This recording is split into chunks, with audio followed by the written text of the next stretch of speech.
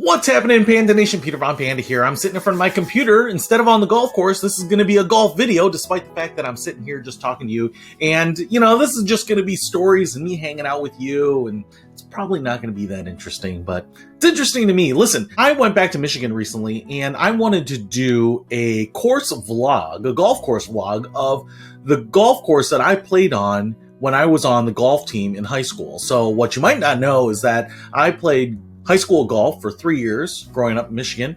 And then I didn't play my senior year. I actually played soccer instead. And since then, I really didn't play much golf. You know, after I kind of gave it up my junior year, I didn't play golf pretty much except maybe once a year, you know. And then last year when we got locked down, golf was one of the few things that we could do. And when I got laid off, I was like, oh, why not golf a little more? So over the last year, I've played a lot more golf in the last 12 months than I have in the previous 20 years. But that being said, it took me back to my high school days. I went to high school in Detroit at Southfield Lathrop Village, Michigan, and that was a great school. I really loved it. It's actually not Southfield Lathrop Senior High anymore. It's some sort of learning academy for younger grades now, but the building is still there. And I went back to Michigan and I was like, you know what I should do is I should play the golf course that I played in high school. And the reason I thought about that was when I was playing in high school, I actually had a number of good friends on the golf team. It was a lot of fun. I met a lot of guys, that I kept in touch with. One of my best buddies, Nathan, and I were golfing one day, and he was like, do you ever think, Pete, that we'll come back here after high school sometime and play this course again and just be overwhelmed with nostalgia?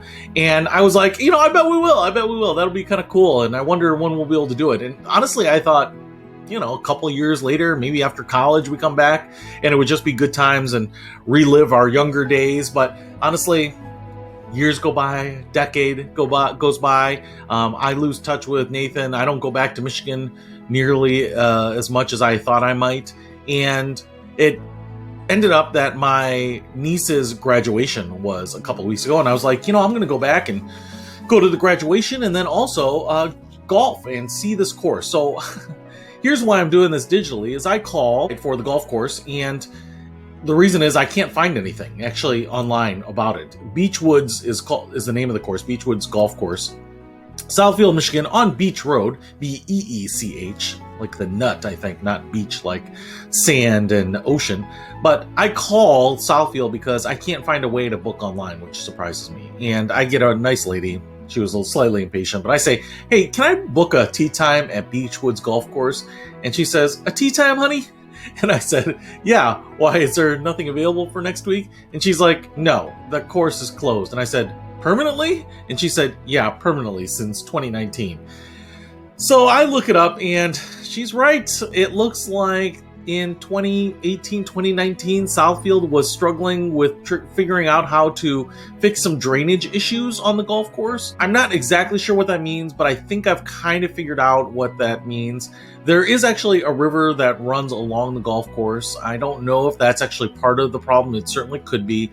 But the golf course has been closed for a couple years, and I didn't know that. And if I had known that it was on its last legs, I think I would have probably gone back earlier to see it one last time. But since I can't go on the course, relive my youth of playing high school golf, explain the course, show it to you, share some of my favorite stories on each of the holes, I thought I would do the next best thing, which is to do this digitally by going to Google Earth here and pulling up the golf course and showing it to you. And let's see if we can find it here. Beech Woods Golf Course, Southfield, Michigan. All right, let's see if we can find it. Woo, there we are. All right, flying into it here. So this is the golf course, and every day after school, during golf season, I actually didn't have a car, so my buddy Nathan, like I said, my good buddy, had a car. He actually had a Jeep Wrangler, which was also my first car because I just fell in love with that car. It was such a cool car.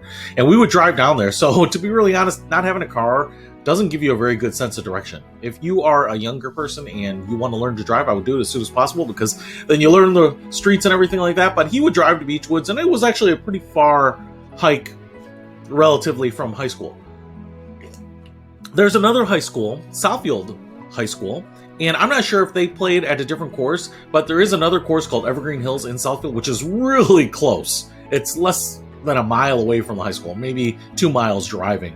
And I would have loved to have played there instead, but Beech Woods was our home course, and there's a lot of reasons that is, and a lot of it is because of the way they give away free golf to the students. Let's go here. If you look at this, you can see that Beech Woods has a driving range. That is still there. That is still open. They actually have a rec center here. I don't know that was there when I was in high school. But if we kind of fly around here, we would pull in off of Beech Road here, drive into the parking lot, and they have a very small little clubhouse, as do most municipal golf courses. This actually looks about the same, and one of the things that I remember about this is, despite it being very small, there was a very small pro shop. There was a pro that worked there, and then they had a very small concession counter. This actually may all be new. This looks like this was the extent of the building. But they had actually one of these small Coke dispenser machines, and I'm assuming that behind it ran hoses through the wall to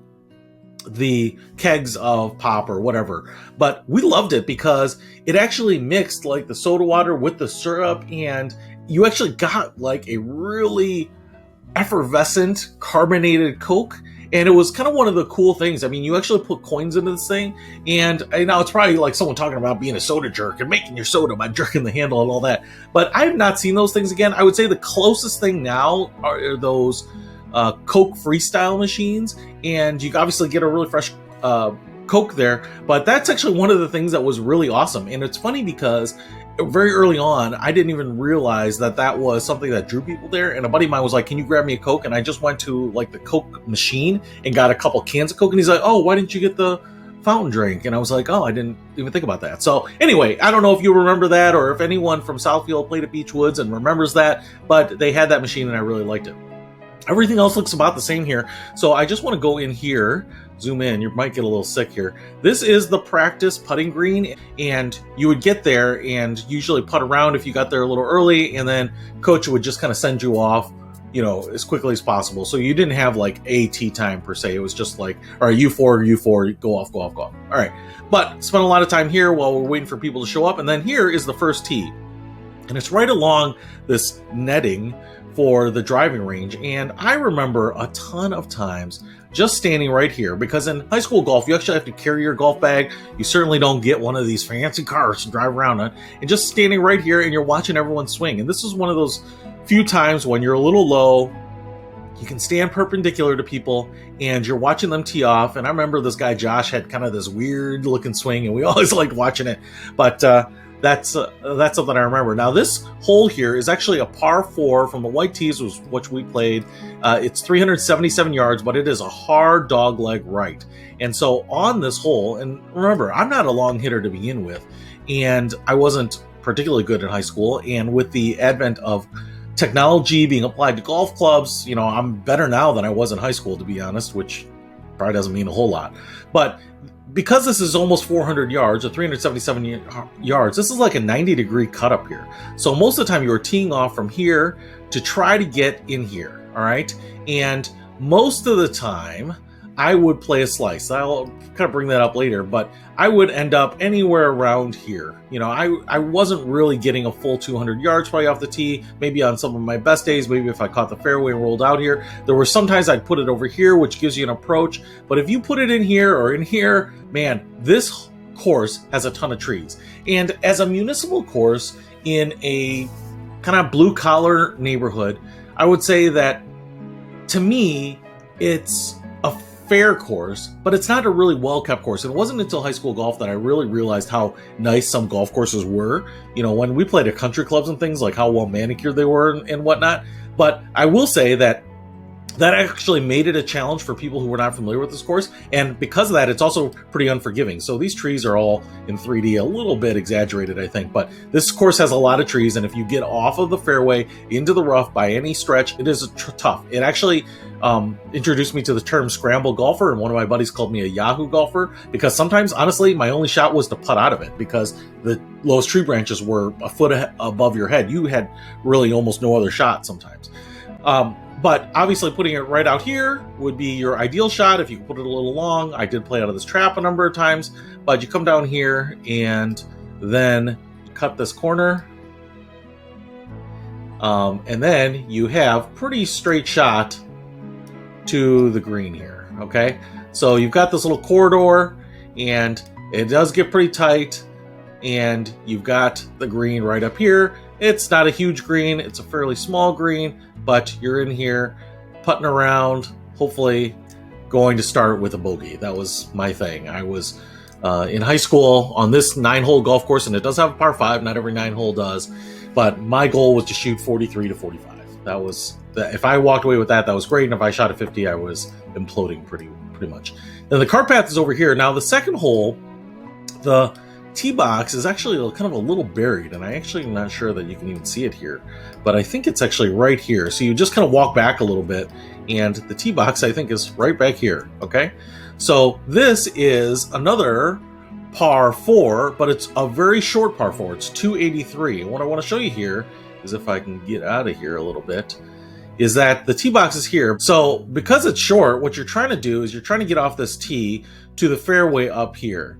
And you can certainly do that. As you can see, it's kind of a dog leg left. It's not super extreme, but you get a lot of fairway in that sweet spot to play on here. So you do have a fair amount of room. Now, this was actually a hole that you could make up some strokes, because 283 yards on a par 4 is not particularly long. So you should be able to get on there, because with even a 180-yard drive, now you only have 100 yards in. That's a wedge, short iron in, and you can do that. Now, what's interesting about this hole here, and I have some memories, one of my most fondest memories, and I'm being a little sarcastic here, is an incident that happened on this green. So we were playing in a match as a home course. It was 2 of us from Southfield Lather playing against 2 guys from another course. This green kind of slopes down, so it's actually a little forgiving, because it's kind of angled towards you. So if you hit it on the back, it'll kind of run to the front a little bit here. This back edge here is actually kind of a knoll, because then it really slides off the back, and there's a bunch of crap and trees and stuff like this. So if you get off the green on the back, you're in trouble, because that ball is going to roll down that hill. I mean, it's a pretty steep hill, and there's a bunch of trees. It's basically an unplayable shot. So if you hit from here on in, you're actually pretty good. But if you hit from back here or back, you're screwed. And I had hit my ball on the back, and it kind of stopped in the rough. And I was back here standing over it, looking at it, trying to figure out how I was going to chip it down. And a guy hit a ball, and it was a flyer. And I think it bounced, but it was obviously going to run past the back of the green. And he was on the other team, and it hit me in my calf, because I wasn't really paying attention. I saw it kind of coming towards me, but I didn't think it was going to, but it didn't really register. I was focused on my own thing. You're kind of playing your own game. And it hit me, and it stopped, and it fell into the rough here. And he came up, and he's like, dude, I'm so sorry. I knew it was going to hit you, but honestly, it had to hit you. Otherwise, I was going to be in a lot of trouble, and obviously we're on different teams. So it's not like I'm like, yeah, man, no problem. But, it didn't really hurt that bad. It had lost a bunch of its stink by that point, but I just thought it was funny. And that's kind of when I realized that people who inadvertently interfere with the play of a golf ball is not a penalty of any sort. So it's not like he had to play it where it would have gone or anything like that. And so I kind of learned that, and that was kind of my first introduction into, kind of the more obscure rules of golf. But anyway, he had a shot, and he chipped it on and putted, and he was a pretty good golfer aside from that errant shot. Now, the next hole on this course is actually my favorite shot. So once you're done here, all you do is you walk right across the cart path to the tee boxes right here. All right. And the tee box is the top, and it's kind of the top of this hill. It's almost like a sledding, tobogganing hill. If you're familiar with going sledding in the winter, that might be something you're familiar with, but it's hard to kind of see it here with these trees. This is all lined trees. That's OB here. But this is a par 3, and it's only 145 yards, and the tee box is here, and it's like a sledding hill all the way down to the green. There's even a little fairway right in front of this, right? So it's not going to be easy to see the topography here, but I can tell you that if it read 145 from the tee, you played it like 125, 130 max. Because honestly, if you put the ball down here, it'd probably roll right here. And if you put the ball right here, it's probably going to roll up to the green. And if you sit it right on the green, it's going to sit right there. And it's a pretty big green. It's actually pretty big front to back, which is kind of nice. And this hole is my favorite hole, because it's probably the one hole where I was on the green in regulation the majority of the time. Not every time, certainly, but the majority of the time I got up to it. And because it's short, you're using a very short iron. For me at that time, maybe it was a 135. It could have been an 8 or 9 iron, to be really honest, but it's a hole that I could actually hit. And if you were fat, as opposed to, sending it long, which I almost never did, if you were fat for some reason, it was actually very forgiving for that. So that was great. The other thing about this was that on this particular hole, this was the closest I ever came to having a hole-in-one. So the pin was kind of in the middle in the front here, and the ball rolled onto the green, and it was rolling, and it looked very close. It was probably about 10 inches or so away from the hole, but on the line, and had it been a little bit stronger, it may have gone in, but that was the closest I've ever come to a hole-in-one. You can see the label here. It says Rouge River, and this is on the southern border of the course. And the Rouge River is kind of famous because I think in the 80s or 90s, it got a lot of flack because I think automakers were dumping pollutants in it and stuff like that. And so it was known for being really, really toxic and polluted and all that. I never really saw that. It didn't smell like anything. To me, it was just kind of like any other stream. I don't know that it seemed like a river when we were playing, for the most part, but which was the fall generally, I think, so it's probably at its lowest level. But I also bring that up because when they said Southfield mentioned that they had irrigation problems that they needed to fix, I initially assumed that it was this Rouge River. I'm going to show you what I actually think it was. I have no inside information on this, but I actually don't think the Rouge River was the irrigation or drainage problem cause. So once you're done with this par 3 here, you just walk over to the tee boxes right here. And this one is, the number 4 is a par 4, 224 yards. So it's also very short. This is where you can actually make up some strokes. I actually really like this hole. It's probably my second favorite hole of the course. And one of the reasons is because I would slice, as you can see, it's just a slight dog leg to the right. It almost looks like a straight hole. There's just, you're coming in at the fairway from an angle here.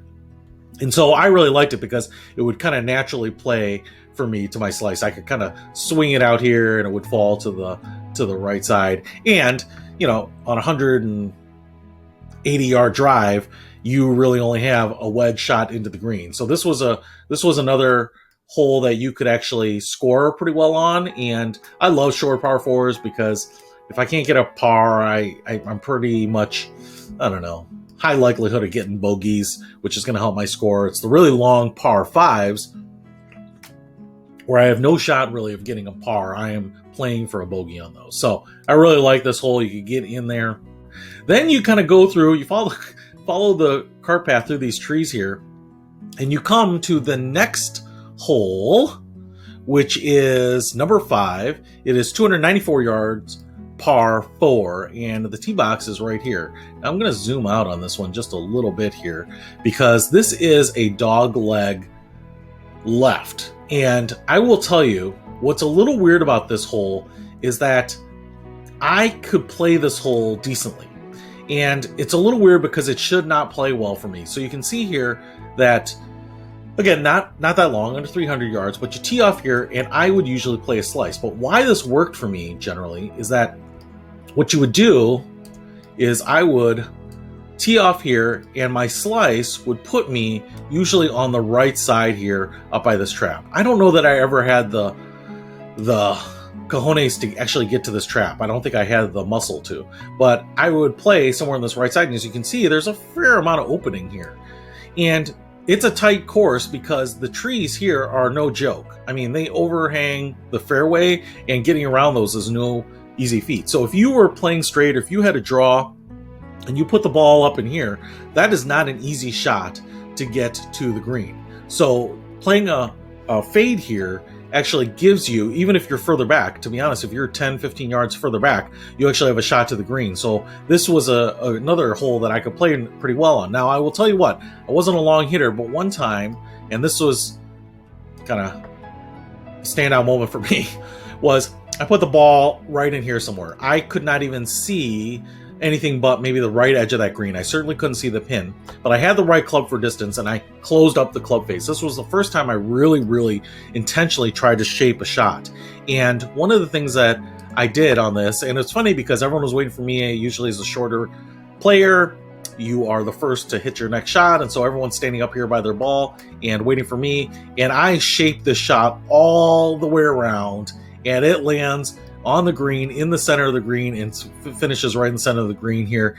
And everyone was super impressed. And that was the first time really I thought I want to try to draw this ball. I want to kind of work against my own tendency, and it just worked out perfect. It couldn't have been any better. So I remember this. It's actually a pretty big green, and it's circular, so it's not really deep or wide. It's like a big hole in the ground, and that's kind of how I played it, because honestly, even if you left it short, you could run that sucker up there, and it was pretty forgiving around it too. So I actually really like that hole too. Maybe my third favorite. All right. So now the next hole here is kind of a really interesting hole. It's a very short hole, and the trees here are also no joke, even though they're rendered here the way they are. It's a par 3, but it's actually a really buried hole. All right, so I'm going to kind of zoom out here. You just kind of cut through these trees here. I'm going to see if I can find this here for you. Oh man, we're going to get a little sick here. So I'm on the aerial view here, and I have to do it this way because you'd walk off the green here, and the tee is right in here somewhere, right in here for this hole. And you might be able to see here that the par 3 is right through. You got to thread these trees, right? So it's not a long hole, only 164 yards from the whites, but it's not that easy. As you can see here, you have to fly it through this narrow corridor of trees over the edge of this water. So the water does come into play. I mean, you can absolutely hook it in there. If you play it straight, it's gonna kind of bounce in there. You don't want to be short here, but you do have a little fairway in front, and then the green, again, the nice thing about this green is it's a little bit sloped towards you as well, so it's a little forgiving in that regard. But you can absolutely drive this green. 164 yards is actually a pretty nice kind of middle iron for me at the time as a high schooler, and you could get it there. And a lot of times I would mishit it. Again, variable length irons, go to one length, but if you put it in here, you actually could have a putt up there, and a lot of times I'd be putting from this fairway up there. Now, one of the things I want to say about this is that there is a kind of a little bit of a rise here, and then a lower area, and then the back edge of the green is pretty high. And one time, the hole or the pin was placed right in the lowest area of the green. And I was actually playing with my coach, Charlie Duggan, and he hit, I want to say, I think it was like a 7-iron or something, but he dropped the 7-iron on the line, and it rolled and went right over this little ridge down into the depression, and we thought it was a hole-in-one. We thought it went into the hole because you couldn't see the ball, but you couldn't see the bottom of the cup. And we get up there, and he was a couple feet away, but that was actually a time when we thought he dropped a hole-in-one, because you kind of saw the ball disappear right where the flagstick was. And unfortunately, it wasn't a hole-in-one, but this was the only time I've seen what I thought was a hole-in-one. Like, you truly felt like it was a hole-in-one, and he didn't have it. I've actually never seen anyone hit a hole-in-one. All right.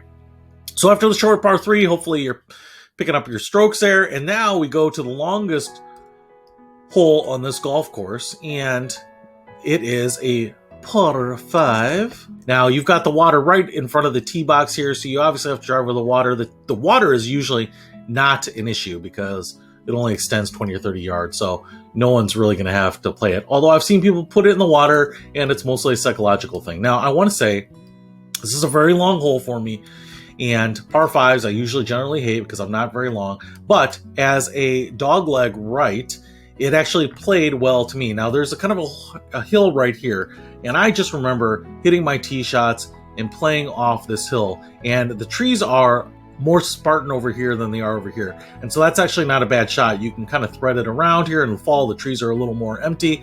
And so if I were up here, that was no problem. Now, one of the things that I learned, particularly on this hole, was the strong grip issue. So if you take a straight up and down grip, on most clubs, and you take a strong grip, which is kind of turning it around so that you can kind of swing at it like a baseball bat and your face starts closed and all those things, you can just swing at it.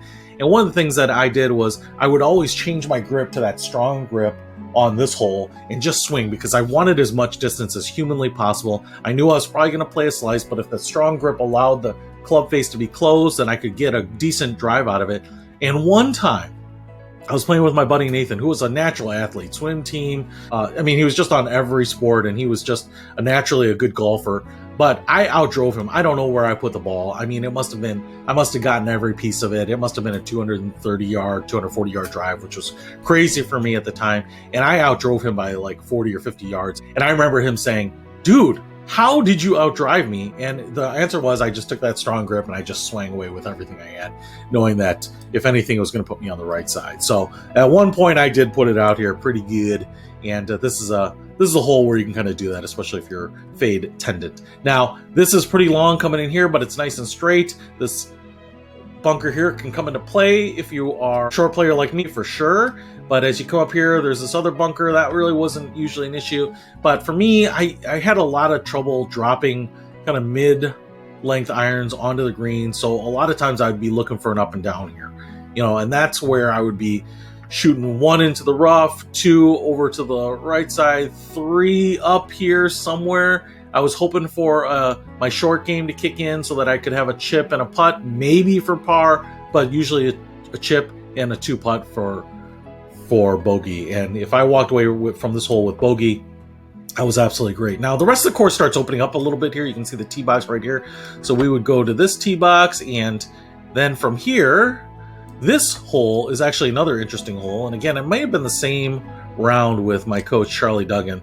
I didn't always play with him, but every now and then he would put himself into a foursome. I saw guys drive this green, and that absolutely blew my mind, and it shouldn't have in some ways, because some of these other schools where the kids were taking their golf careers very seriously were looking for holes like this to be putting for eagle. Anyway, it kind of dawned on me when Charlie took his driver and he drove the green here. Now, I will say, for people that try to drive the green, if you cannot fly it to 40, 50, 60, and if you put it in front of this bunker, there's a bunker here and a bunker here, and they absolutely came to play, and they would eat a lot of balls. Now, Charlie dropped his on the fairway and put it up there. I also saw guys sneak it through here, but I saw more people drive this green in my career than I would like to admit, because I could never drive it. I could never do it. Despite the fact that it's only 258 yards. For people that could fly at 230, 240, you have a chance. I could never do that. On my best day, like I said, on the par 5, when I just let her rip, I was maybe getting 220, 230 on it, with the rollout. So I would be up here maybe, but most times I was kind of in here. But that was okay, because to be really honest, I had my short game, and my short game would keep me in contention here. So, I would try to flop it on there, go for some putts, get her done. And that was number 8. Pretty simple little hole, but it was a little harder and more frustrating to me. Honestly, I should like this, but even though I probably scored pretty well in this hole, the thing that disappointed me about it was other guys could score awesome on this hole. It was just long enough or just short enough that guys could actually maybe have the first eagle in their life, which was kind of frustrating. Now, this 9th hole is a par 4. It's 298. So again, it's a short par 4, and it takes you back to the clubhouse. And I played a lot of this, and there's a couple stories on this hole that I definitely remember. Now, it dog legs a little bit to the left. It kind of just jogs a little left here. One of the things I want to show you here is that, again, it's pretty fade friendly, because if you slice it, yes, you've got this bunker here, but there's a lot of area where you can actually put the ball and they actually still have a really nice approach to the green. Guys who play draws on this course are in for a long day, because the trees and everything are really pretty rough. Now, I would usually put the ball right about here and pitch it up here. Now, there's 2 stories that I want to tell you about this. One, I put the ball up here and I chunked it and I put it in this very shallow little pond. This is kind of a swampy little pond, and I put it probably right here. Now, the funny thing is, even though I was maybe 6 inches into the water, the ball was maybe just under the water. So it was maybe completely submerged, but the top of the ball was maybe just at the water. So the water is only maybe an inch or 2 deep, in most of this area right here.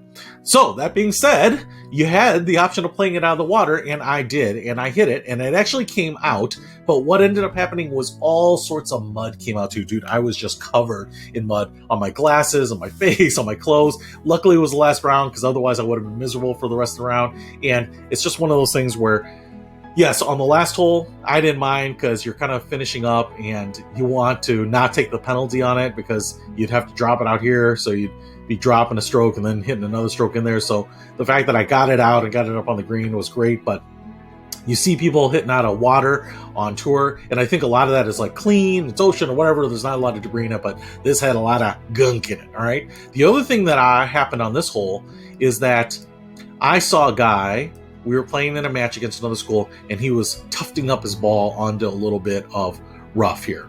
And then he hit it, and he got it onto the green. And what's interesting is after the round, someone came up to me and they said, "Hey, Pete, did you see this guy?" I don't remember his name. But did you see him tuft up the ball? And I said, "Oh, yeah." And actually I didn't feel bad about it because obviously they knew about it. And what I didn't realize is they weren't talking about this hole. They were talking about another hole. And it wasn't actually my teammate who actually originally saw it. So what ended up happening was, I don't know that this guy, Patrick Reed, I don't know that this guy was much loved on his golf team, but one of his teammates called him out on another hole where he saw him fluffing up his line. Then my teammate saw him fluffing up his line in another hole. I saw him fluffing up the line in this hole. We didn't really have to say where we saw them fluffing it up, but because the coaches, both coaches, verified with everyone on our foursome that were, the three guys that weren't him, that we all saw him doing it, he was actually disqualified. And I guess this was something that has happened before, so I didn't really feel that bad about it. I did see him doing that. Now, I do want to bring up another point, which I think is important here. I didn't really know that much about what golf courses and golf management and like course conditions look like. This was just a pretty average course. And to be honest, the courses I play, and thinking back to this course, it's probably just about the same as any of those courses. Because it has a lot of trees, there's a lot of debris, a lot of leaves. It's actually kind of hard to find your ball sometimes. Because of the trees, there are a lot of patchy areas where the grass just doesn't grow. Irrigation isn't necessarily perfect. I'm used to seeing burnt areas of grass, right? And hard clay, and it's a public course, and so there's a lot of divots that don't have grass grown in yet. So you learn to kind of play out these conditions. I didn't learn that they're tough until you go to the really manicured golf courses. And it wasn't until I was talking to another guy who was a member of whose family was a member of a country club called Wabeek, and I still think it's a very nice golf course. But he's like, "Pete, man, you play Beech Woods? That is a really hard course to score well on." And as we were talking about it, it kind of dawned on me that he was saying it's hard to score well on because the conditions aren't perfect, right? The upkeep of the golf course isn't perfect. And so it's one of those things where I learned to kind of play the scramble Yahoo golf, and I think it's helped me in some ways. But when guys that are used to being able to find the ball quickly because the leaves are blown, the grass is cut, the conditions are really nice, the turf is well seeded and well watered, can come here and get eaten up. And I saw that, some really good golfers not do well here. And so there's actually some advantage to playing on courses that might be less than perfect. Now, here's what I want to show you. This is, as I was looking at these pictures, I think this is what they were saying is the irrigation, flooding, drainage problems. Because you can see here, I'm not sure what this is, but if it's a dirt path or what is coming off here, but obviously you can see that stuff is just flowing onto the golf course here. And my guess is that they're saying that they need to concrete this over or something, because I think what the problem here is that it's making the course unplayable because of stuff that's running onto the fairways. That's my guess. I thought when they said that they were going to have to close the course because they needed $500,000 to fix drainage issues, that it was a Rouge River problem. But this right here is all kind of very interesting to me. I don't know that this building was here when I was golfing there. I actually don't think it was. So maybe this drainage issue has come from this building being built here. But as you can see, there is just stuff flowing on the golf course, and it looks like this is actually when it was being played, because there are little golf carts on the course too. So that's what I think is the issue here. Now, this is a little green, trim trees protecting it, obviously bunker in the back, water in the front. You can actually hit it pretty wild up here and chip onto it.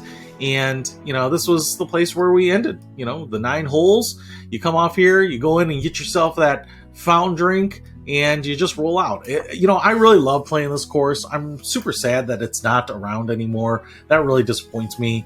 It's one of those things, I get it. I'm not saying that Southfield is the best run city in America. It disappoints me a little bit because when I saw the article that they closed after being told it was closed, that they needed $500,000 to fix those irrigation drainage issues. And on the other hand, I know a few years ago they bought like $500,000 statue to put in their library. So I certainly would have loved, I think it would have been more valuable for them to spend the $500,000 fixing this golf course, giving people, a place to golf. I don't know if maybe golf isn't as popular in Detroit as it is in some other areas. I know there are a lot of golf courses, but this was a nice little golf course in the city in a highly dense urban population. And so as you can see, as we zoom out here, you can see just lots of houses, lots of apartments. Even on the south end of the course here, there's a big apartment complex. So it's just a really nice, convenient place for people to go and golf. And I'm disappointed that's not there. One, because I hate hearing about a place that I played in, really loved in high school, a lot of good memories, that's not even around anymore. But for those of you who ever played Beech Woods, maybe you grew up in Southfield, maybe you played on a high school team somewhere else and you came and played against Southfield Lathrop here on this course, it's something that you can remember. And I don't know how long these satellite photos are going to be up of it. So, as opposed to me going back and flying a drone around, I thought I would give you a little tour, something that I just fond memories of and would love to go back and play it. I would love to see them reinvigorate this course and bring it back to its condition. And if they do, I will be there to play it as well. So that's it. Want to share that. I will talk to you later. We can discover more and explore so much deeper. We can live better than ever thanks to Peter von Panda.